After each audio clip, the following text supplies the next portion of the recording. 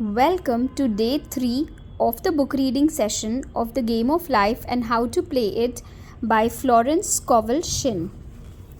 कल हम यहाँ स्टॉप किए थे जब हमने ये समझा था कि man has a silent listener at his side, his subconscious mind. Every thought, every word is impressed upon it and carried out in amazing detail. Every thought, every word. जो भी हमारे थॉट में है या हमारे मुंह से निकल गया वो होता ही है.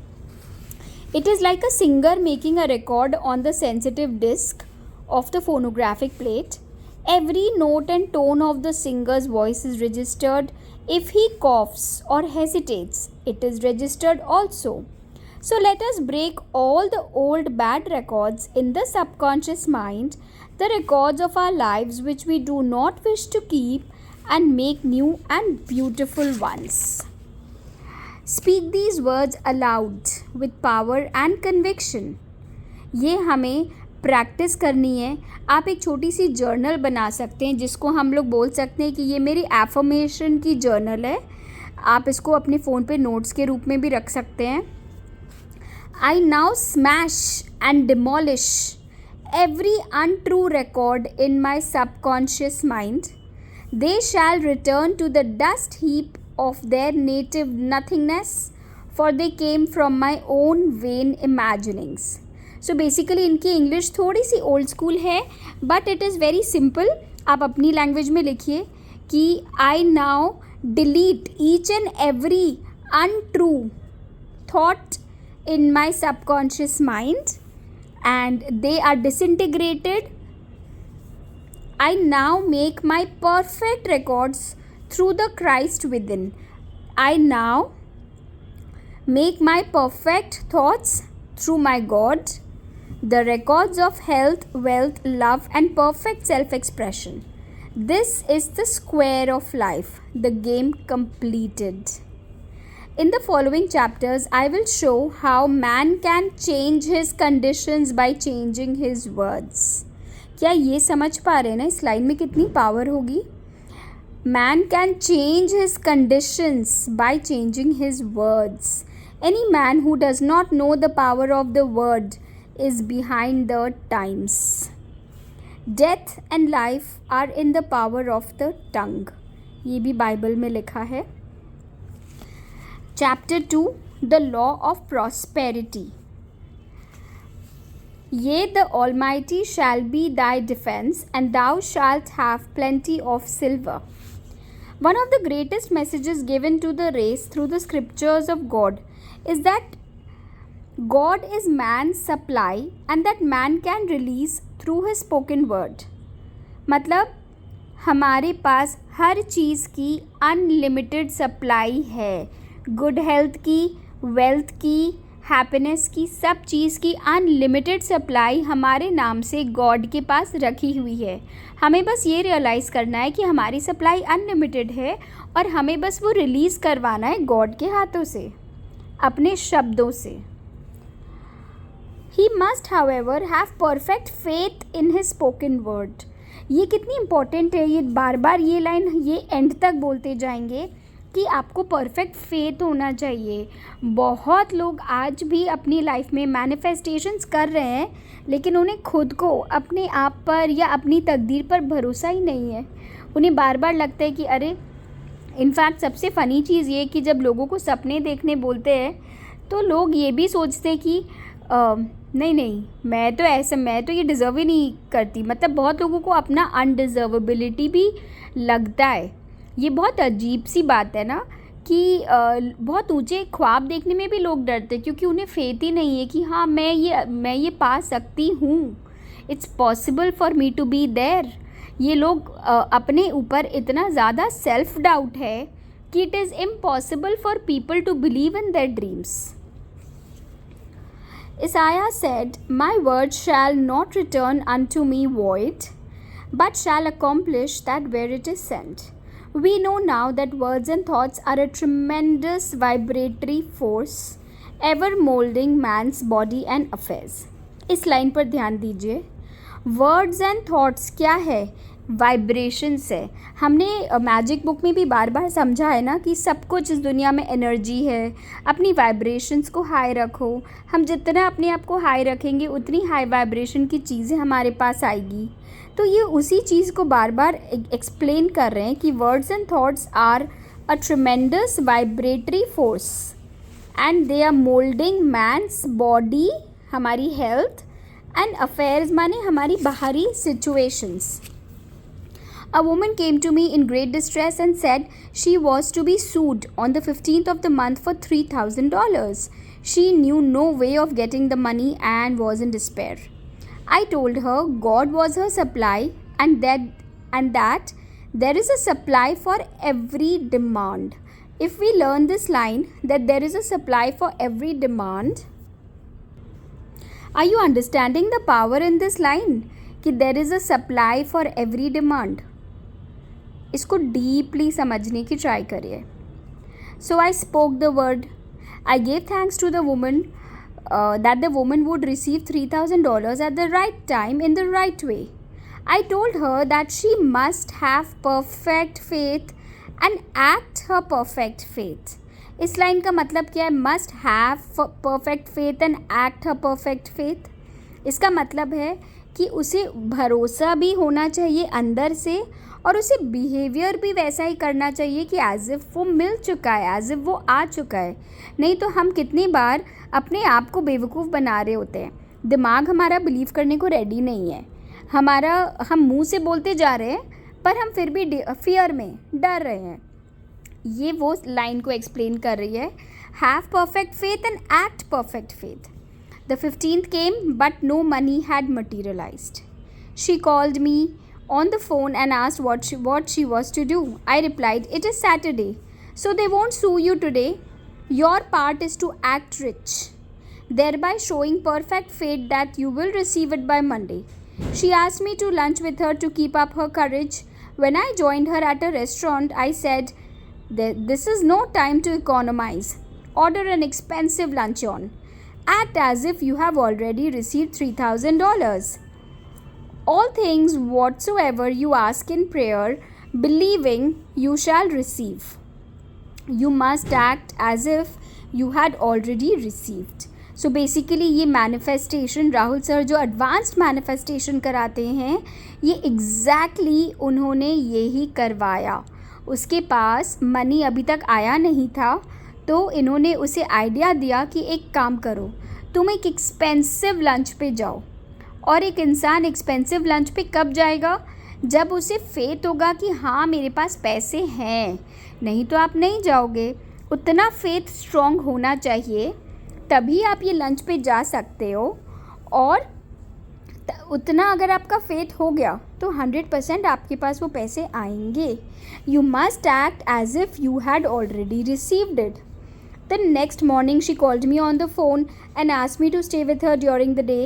I said no. You are divinely protected and God is never too late. Please remember this lines कि हमारी अगर कोई भी प्रेयर आंसर होने में थोड़ा सा समय भी लग रहा है ना, हमें अपने आप को यही अफर्म करना है कि I am divinely protected and God is never too late. Write it in your affirmation diary. In the evening she phoned again, greatly excited, and said, my dear, a miracle has happened. I was sitting in my room this morning when the doorbell rang. I said to the maid, don't let anybody in. The maid, however, looked out of the window and said, it's your cousin with the long white beard. So I said, call him back. I would like to see him. He was just turning the corner when he heard the maid's voice and he came back. He talked for about an hour, and just as he was leaving, he said, oh, by the way, how are finances? I told him I needed the money, and he said, why, my dear? I will give you $3,000 the first of the month. I didn't like to tell him that I was going to be sued. What shall I do? I won't receive it till the first of the month, and I must have it tomorrow. I said, I'll keep on treating. I said, I hope आपको यहाँ तक समझ में आ गया हो कि तब तक उनके पास पैसे नहीं आए थे, वो एक्सपेंसिव लंच पे भी चली गई फिर भी पैसे नहीं आए। नेक्स्ट डे उन्होंने फ़ोन करके पूछा कि अरे मैं क्या करूं, तो इन्होंने उसे राय दी कि अपने ये अफर्मेशन करो कि तुम डिवाइनली प्रोटेक्टेड हो और गॉड कभी लेट नहीं होते। ठीक है, वो फ़ोन रख दी। इवनिंग में उन्होंने फ़ोन करके उन्हें न्यूज़ शेयर करी कि मेरे पैसे आ गए हैं। ये पैसे कैसे आए थे ये उसका एक्सप्लेनेशन है। उनका एक दूर के कज़न थे जो घर आए थे मिलने। तो आई होप मतलब ये स्टोरी आप लोग को समझ में आ गई है। अब ये इस पॉइंट पे आके रुक गया कि उस कज़न ने बोला था कि मैं आपको महीने की 1 तारीख को ये पैसे दे दूँगा, और ये उसे बताना नहीं चाहती थी कि मुझे पैसे क्यों चाहिए और मुझे अभी अर्जेंटली चाहिए, बिकॉज़ ऑब्वियसली रिलेटिव है तो संकोच हो रहा होगा। बट ये मन में सोच रही थी कि मुझे तो ये पैसे अभी चाहिए पर ये तो फर्स्ट 1 तारीख को देगा। उन्होंने मन में सोचा, I keep on treating. I said spirit is never too late. I gave thanks she has received the money on the invisible plane and that it manifests on time. The next morning, the cousin called her up and said, "Come to my office this morning and I will give you the money." That afternoon, she had $3,000 to her credit in the bank and wrote checks as rapidly as her excitement would permit. मतलब next day इन्होंने क्या किया, इन्होंने फिर से thank you बोला उस money के लिए, क्योंकि वो बिलीव कर रही थी, वो उसे देखने लग गई थी कि ये मेरे आसपास इनविजिबल प्लेन में ना वो $3,000 आ चुके हैं और वो डेफिनेटली जब मुझे दरकार पड़ेगी वो मेरे हाथ में होंगे। और एक्चुअल में वैसा का वैसा ही इनके साथ हुआ। If one asks for success and prepares for failure, he will get the situation he has prepared for. This is another very important line कि आप सक्सेस के लिए प्रे तो कर रहे हो, मांग रहे हो, लेकिन मेंटली आप प्रिपेयर्ड हो कि ठीक है फेल हो गई तो मेरा बैकअप प्लान रेडी है। जो इंसान लाइफ में अपने बैकअप प्लान लेके चलता है ना, उसके लिए वो बैकअप प्लान ही उसका सल्यूशन होता है। क्यों? क्योंकि आपने तो बैकअप प्लान में अपना अनचाहा और मनचाहा दोनों को ही यूनिवर्स को मैसेज दे दिया। क्या आपको ये वाली बात समझ में आ रही है कि हमारे पास अब जो लोग लॉजिकल लोग होंगे ना, वो लोग डेफिनेटली ये लाइन बोलेंगे कि बैकअप प्लान तो डेफिनेटली चाहिए ना। अगर आप पूरा प्लानिंग लेके एक प्लान में घुस गए हो, सारे रुपए लगा दिए, सब कुछ कर दिए लाइफ में, उतना बड़ा रिस्क ले रहे हो, लेकिन बैकअप प्लान क्या है? एक बात हमेशा याद रखिए, जिनके पास बहुत सारे बैकअप प्लान्स होते हैं ना, उनका मेन प्लान का सक्सेसफुल होने का चांसेस ऑलरेडी 50% हो जाता है। क्यों? क्योंकि कहीं ना कहीं in the back of their minds they are prepared for the failure, कि अगर ये नहीं हुआ तो मेरे पास प्लान बी है, प्लान बी नहीं हुआ तो प्लान सी देख लेंगे। ये वाले केसेस में प्लान ए की सक्सेसफुल होने की चांसेस इमीडिएटली 50% हो जाती है। तो प्लीज़ ये बात याद रखिए। ये देखिए, मैजिक की दुनिया में ना लॉजिक नहीं काम करते, और जब मैजिक रियल में काम करना स्टार्ट हो जाता है तब इंसान को उसकी लॉजिक समझ में आ जाती है कि अरे हाँ, ये तो एक साइंस है। I hope you are understanding what I am saying. For example, a man came to me asking to speak a word that a certain debt would be wiped out. I found he spent his time planning what he would say to the man when he did not pay his bill, thereby neutralizing my words. He should have seen himself paying the debt. We have a wonderful illustration of this in the Bible relating to the 3 kings who were in the desert without water for their men and horses. They consulted the prophet Elisha, who gave them this astonishing message. Okay, I'm just skipping this. Man must prepare for the things he has asked for when there isn't the slightest sign of it in sight. ये line को हम दोबारा read करेंगे। Man must prepare for the things he has asked for when there isn't the slightest sign of it in sight. मतलब हमें दूर दूर तक रास्ता नहीं दिख रहा है, एकदम सामने में दिख रहा है कि सारे रास्ते बंद हैं, फिर भी अगर हमें एक मंजिल तक पहुंचना है तो हमें प्रिपेयर्ड हो जाना है कि हाँ हम वहाँ पहुँच गए हैं, वहाँ पहुँच के हम क्या कर रहे हैं, जबकि रास्ता अभी बिल्कुल नहीं दिखाई दे रहा। इस लाइन का मतलब है ये। और इसे हम अगर रियल लाइफ के एग्जाम्पल में दें तो हम ऐसे भी सोच सकते हैं कि सपोज़ अगर किसी को कंसीव करना है तो उसकी विश है कि उसे कंसीव करना है। अभी कुछ भी ऐसा हो नहीं रहा, अभी कोई न्यूज़ भी नहीं है, but she has to start making the room कि बेबी का रूम रेडी है, उसकी अलमारी रेडी है, उसका वो यहाँ नहाएगा, वो यहाँ पर खेलेगा, ये स्पेस क्रिएट कर लेते हैं ताकि वो यहाँ पर आराम से सो सके, उसकी कॉट हम यहाँ रखेंगे। This is a real example of man must prepare for the things he has asked for when there isn't the slightest sign of it in sight. For example, a woman found it necessary to look for an apartment during the year when there was a great shortage of apartments in New York. It was considered almost an impossibility and her friends were sorry for her. Isn't it too bad you'll have to store your furniture and live in a hotel? She replied, you needn't feel sorry for me. I am a superman and I'll get an apartment. आपको ये line समझ में आ रही है कि एक lady को apartment चाहिए थी। उस समय कोई सीन नहीं थी अपार्टमेंट मिलने की और लोग उसके लिए सॉरी फील कर रहे थे। तो जो उसके फ्रेंड्स उसके लिए सॉरी फील कर रहे थे उन्होंने क्या जवाब दिया, एक बार इस लाइन को दोबारा रीड करते हैं। Don't feel sorry for me, I am a Superman and I'll get an apartment. This is the level of confidence and the wow you need in your life. She spoke the words infinite spirit या God, कुछ भी हम बोल सकते हैं, open the way for the right apartment. ये बात याद रखिए, हमें नॉर्मली हमें प्रे में कभी ये नहीं बोलना है कि open the way for विवारा, open the way for JW Marriott, open the way for atmosphere. No, because अगर उससे बेटर कुछ लिखा होगा ना तो वो फिर आपके लाइफ में आएगा ही नहीं। अगर मुझे अपार्टमेंट चाहिए, मुझे विवारा या एटमॉस्फेयर, मुझे किसी भी एक बिल्डिंग की ज़िद नहीं करनी है। मुझे क्या बोलना है, I have to say that God please open the way for the right apartment, because मुझे अभी नहीं पता मेरे लिए क्या राइट है। ओके और आई होप ये वाले पैराग्राफ में भी हमने इसका मीनिंग इस एग्ज़ाम्पल को समझ लिया है कि एक आदमी उनके पास गया था बोलने के लिए कि प्लीज़ आप मुझे आशीर्वाद दो कि मेरा डेट चूक जाए, मेरा कर्ज़ा चूक जाए। और वो गया, आशीर्वाद लेके घर तो आ गया था, लेकिन वो अपना मैक्सिमम टाइम बिताता था ये सोचने में कि वो उस जिसको इसको कर्ज़ा का रुपया देना है वो उसको क्या बोलेगा। अगर नहीं चुका पाया तो वो उस आदमी को कैसे कन्विंस करेगा और उसको क्या बोलेगा। वो पूरे टाइम उसकी प्लानिंग करता था। उसको इसके बदले क्या करना चाहिए था, उसको ये देखना चाहिए था कि हाँ मैंने कर्ज चुका दिया और मैं उससे जाके क्या बोल रहा हूँ।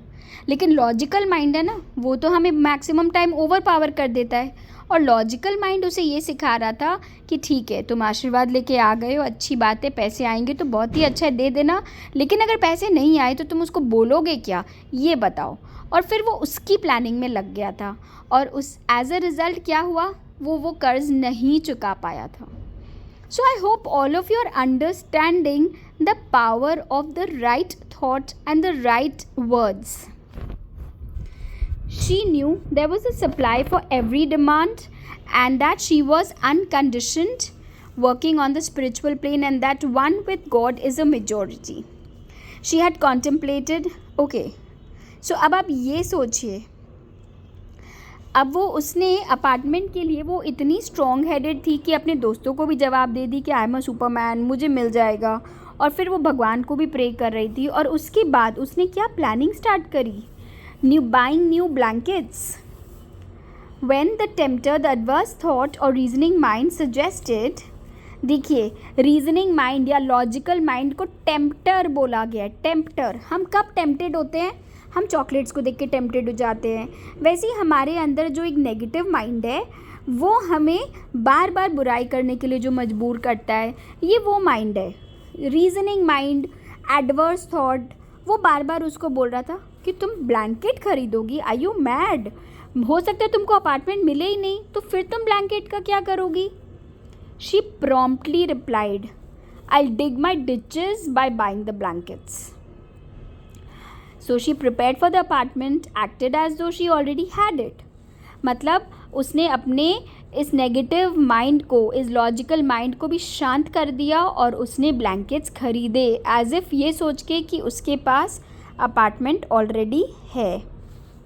She found one in a miraculous way and it was given to her although there were over 200 other applicants.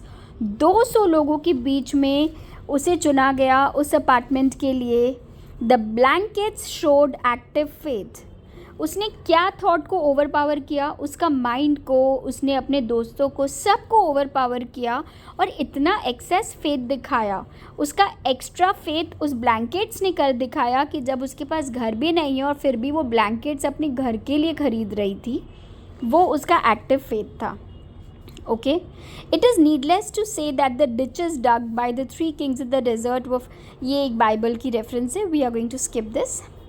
So we are going to stop today because as promised I don't want to exceed this video for more than 20 minutes each day. So we'll see you tomorrow. Thank you.